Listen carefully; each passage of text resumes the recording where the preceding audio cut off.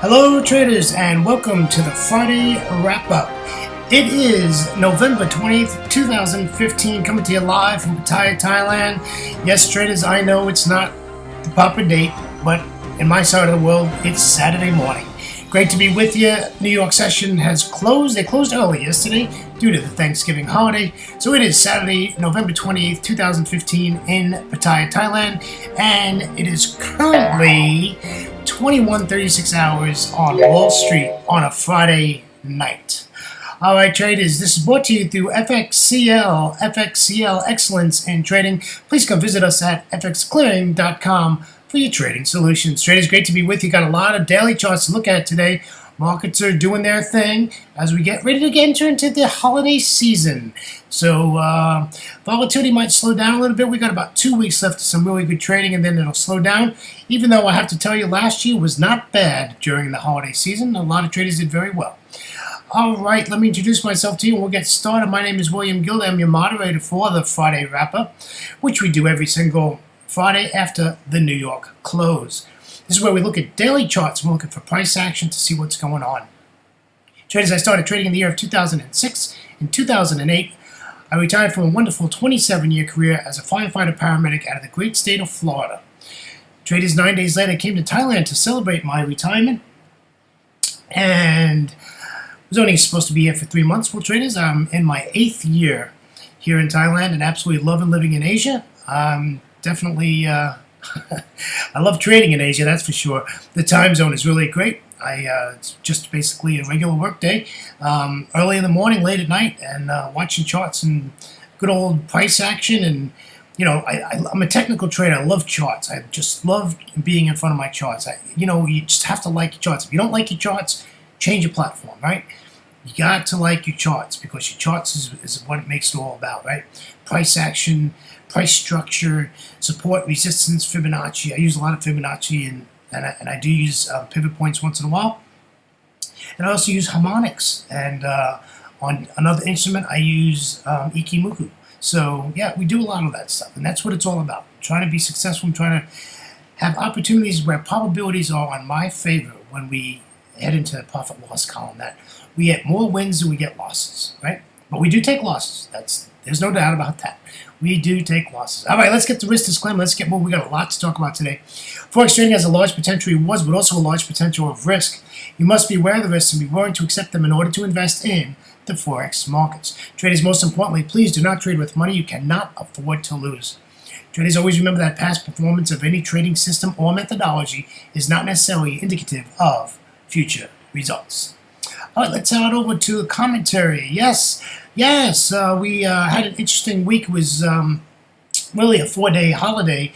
There was really nothing to do on Thursday, and yesterday was okay, but I did not trade yesterday. Just, my advice in my newsletters that go out every day was basically, trade a demo account, right? Just trade a demo account. Let's take a look at the indices, what happened at the close. Dow 30 in the red, S&P 500 in the green, NASDAQ in the green, small cap 2000 in the green. If we go over to the Eurozone, take a look at that. The DAX was in the red, FTSE 100 was in the red, CAC 40 in the red, Eurostoxx 50 in the red. Not a good day in the Eurozone. Everybody closed in the red over there. Let's head on over to Asia. Yeah, really bad here. Nikkei 225 in the red, S&P ASX 200 out of Australia in the red, China A50 in the red, Hang Seng out of Hong Kong in the red, and the Kospi out of Seoul Bali in the red at negative 0.08%. So that gives you an idea of what's going on in the indices. I will tell you that there's one piece of data that you need to be aware of that is coming out at, it'll be 1900 hours in our next Asia session. We have some 1900 hours on Wall Street, and that is 7 a.m. in Bangkok, Thailand. And that's going to be New Zealand's consumer sentiment. ZNB, I think that is, ZNB consumer sentiment, comes out, and that's a high impact news. So just keep an eye on that. I think we have another 2 weeks of some really solid trading, like I said earlier, and then we'll head into our holiday season where we're basically going to get 2 short weeks. weeks. The holiday actually comes on a Friday, Christmas Day and New Year's Day, and of course, Christmas Eve, everything closes early. So, and New Year's Eve, everything closes early. So, we're going to get 2 weeks of basically 3-day trading weeks, and that will be it. But like I said, last year was pretty surprising. We did pretty well during the holiday season, so I'm looking forward to another good year this year. I think it's real important that we look at higher and lower time frames from the time frame that you trade. And what we're talking about today is we're really looking at really is a lot to do with price structure and what are these pairs doing, and what are we going to expect, and what do we expect in lower time frames. And unless you're trading the daily, and if you do, man, my hat's off to you. I think that's fantastic if you're able to trade daily charts. Daily charts are just the way to go. I mean, they're just really awesome to trade. All right, let's get going. We're already burnt 6 minutes, and we got a lot to do. Okay, this is euro dollar. There's no doubt in your mind what kind of trend this is. This is in a downtrend. There's no reason to even think about buying this, right? So we've broken this 1.06, and now we're down to 1.05993 is where the markets closed yesterday. So, bearish. We have data coming out this week from the ECB. And then, of course, in 2 weeks, in 2 weeks, we have the Fed FOMC rate decision on interest rates, which we expect them to raise 25 basis points. And I think everybody's it's edged into the market. It's priced into the market, and that's what we expect. So when we go to the lower time frames, what do you want to do? Well, one, you want to watch for a pullback, right? If you look at the last 4 candles, 3 of them are indecision candles, right? The dojis, and they're there's a possibility we're going to bounce here, and this is going to be really this is a technical level, right? Double zeros, and now we've broken closed below it. So this probably will bounce here, and then we'll probably bounce up and then come back down again. So I'm looking for a bounce on when we hit Asia, our next Asia session, and then back to the downside. And if you take a look to its counterpart, which is the dollar Swiss, this thing has just taken off, not looked back, and a lot of people have made some very good profits on the dollar Swiss. And this is just continuing, folks. This does not look like it wants to do anything other than continue to the upside, and I would look for, on your lower time frames, a pullback. If you can use Fibonacci, I would put a fib tool on your charts, wait for a pullback, and then enter your trade. You're going to have to look at like an hourly chart or a 30-minute chart, and if you really want to get in it quick, watch for a 15-minute chart. As far as our price, at 1.035, I don't think there's any problem there. I think we're good to the upside, right? All right, let's take a look at the pound. The pound has acted a little strangely lately, but it was definitely a down week this week as far as price action. And now we are at key areas of price. We are at 1.5040, and if you take a look left of the chart, yes, this is some significant level of support. So what am I expecting here? Well, I'm expecting this to bounce. I'm expecting this to pull back, right? Especially on your lower time frames. I'm expecting this to pull back. So I'm expecting to see an update, a start in our next Asia session, and then I'm looking for the continuation to the downside with dollar strength. And so that's what I'm expecting. I'm looking for an up move, and then probably maybe up to like 51.85, and then we're gonna come back down to maybe 51.20, somewhere in there, and then we'll just come on through this and then break through this 50.40 by the end of the week. I don't see any problem with that breaking through there. And of course, we have the ECB on Thursday. Let's take a look at the dollar yen. This is a really, I talk about this all the time. Just be aware of this chart, and what you want to be aware of is that if you don't have a dollar index chart, and folks, you can get free charting on the internet. This platform does not have a dollar index chart on it, otherwise I'd be showing it to you. But you want a dollar chart. You want to see what the dollar's doing. I keep one little notebook, laptop, that I just keep the dollar chart up all the time. If I'm in the training mode, I'm at my desk, I'm in my office, whatever, that is up and running. I'm always watching the dollar, where the dollar strength is, where the dollar weakness is, right? Want to see where the dollar's at. Well, if you don't have that, use the dollar yen. Dollar yen is a pretty good mimic of what the dollar is doing. And it's not losing anything, but it's not gaining anything. So dollar's just hanging out there, right? On this dollar yen, we got a lot of indecision candles. The issue now is you got to watch out for this yen because they're ready to pop a stimulus package on us here at any moment. Abe and Kuroda are ready to change their corporate tax and get it down to 30% for taxes. So, they're ready to do some stuff in the JPYs. So you just got to be real cognizant of that and keep that in the back of your mind that I'm expecting them to throw something out this week, if not this week, definitely next week. They don't like the yen this strong, okay? All right, let's look at the dollar CAD. This is at a key resistance level here at 1.3370. And this is held, look left of the chart. This is really key here. Isn't it amazing how it just stops at the end of the week here, and it stops at a significant level, and definitely, this is 4 touches at this price and hasn't been able to break through it and close above it for quite some time. And when it did close through it, right, it didn't stay there. It dropped all the way back down quite a bit. So, the CAD's taking a beating, and it all comes down to oil, folks.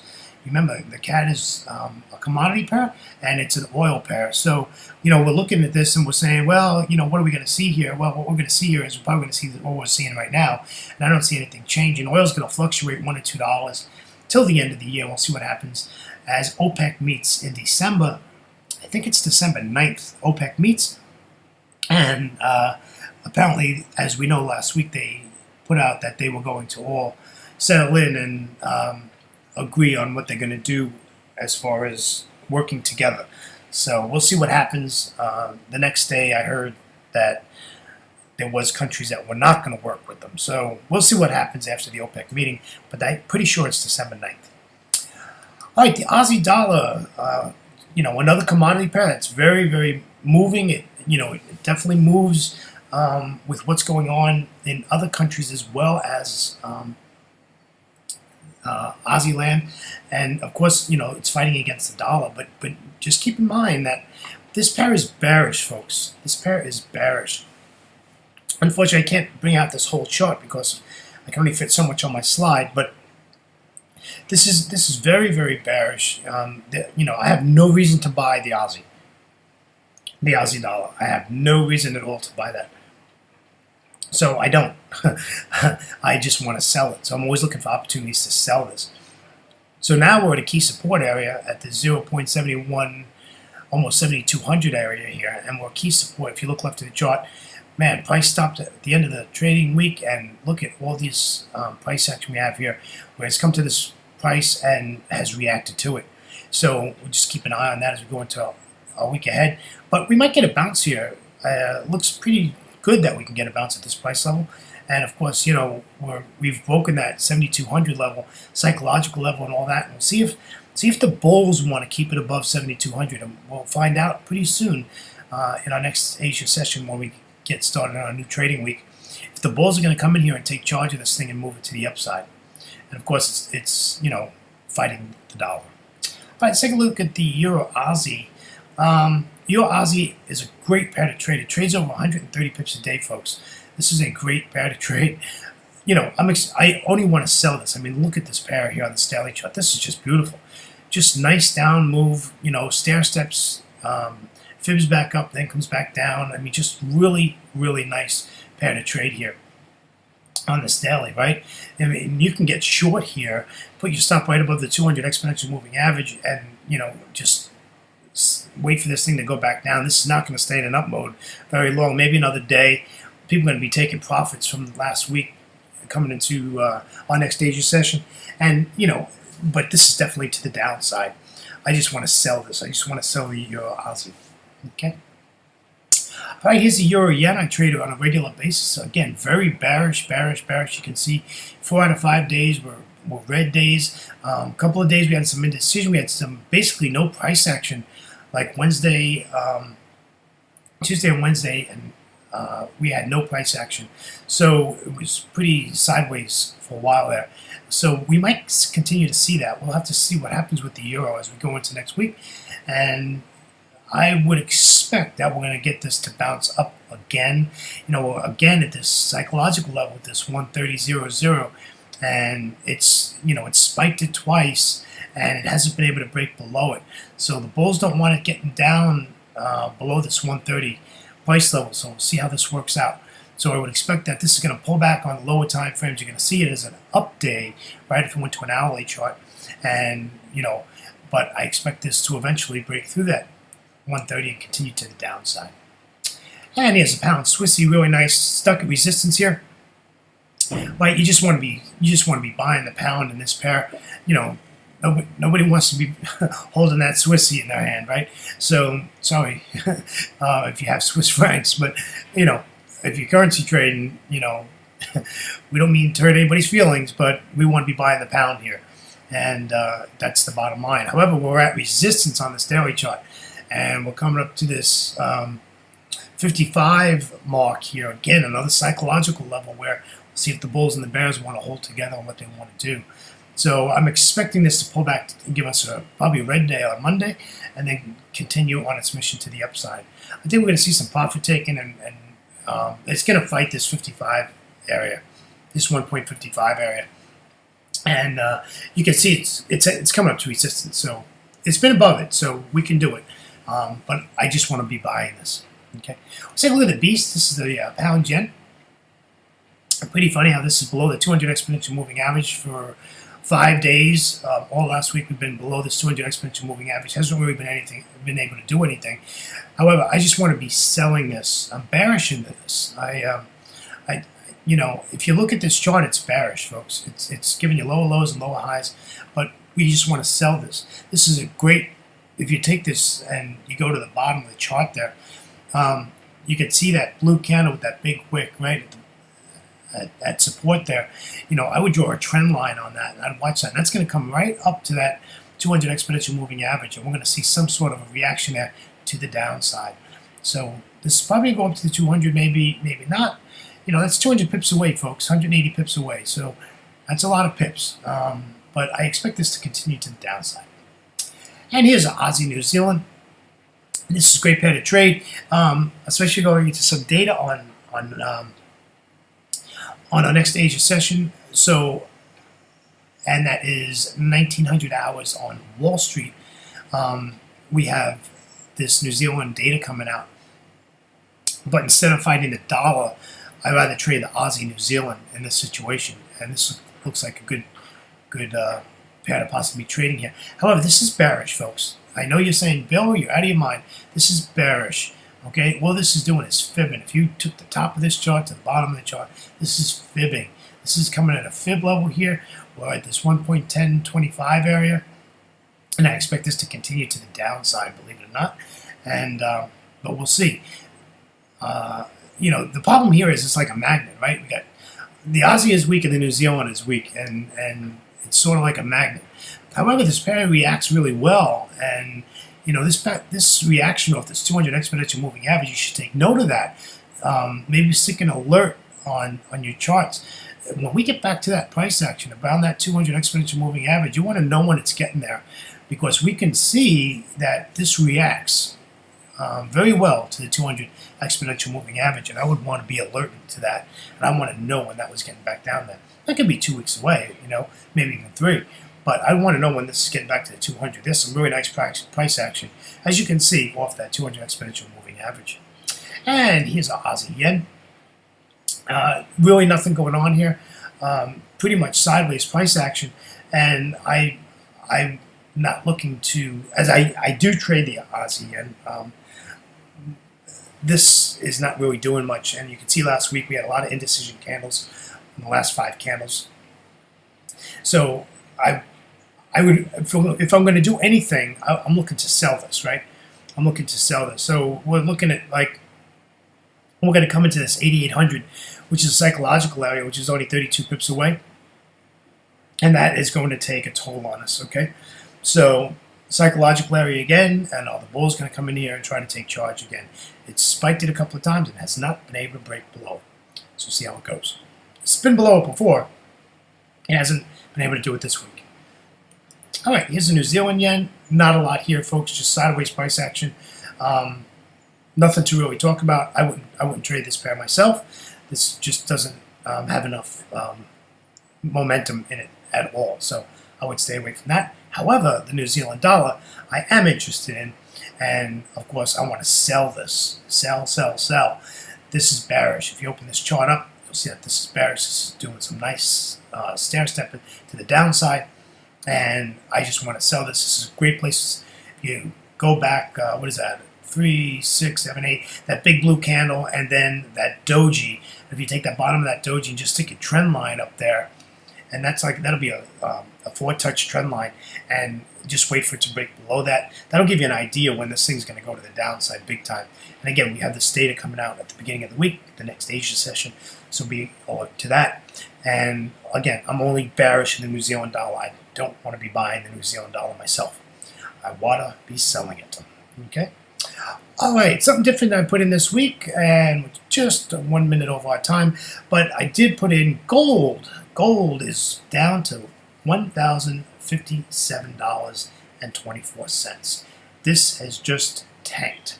It's pretty wild because, in Forex, you usually don't see gold and oil going in the same direction, right? And they both have been going in the same direction for some time now, and that's to the downside. Even though oil is basically in the $2.50 range here, like from $42.50 to $40 a barrel. It's really not doing much out of that, and that's where we're at with that. So yeah, gold is down, right? If you're a market for the gold, now I don't trade gold, but if you trade gold, you're looking for a bounce here on lower time frames, and then of course continuation to the downside.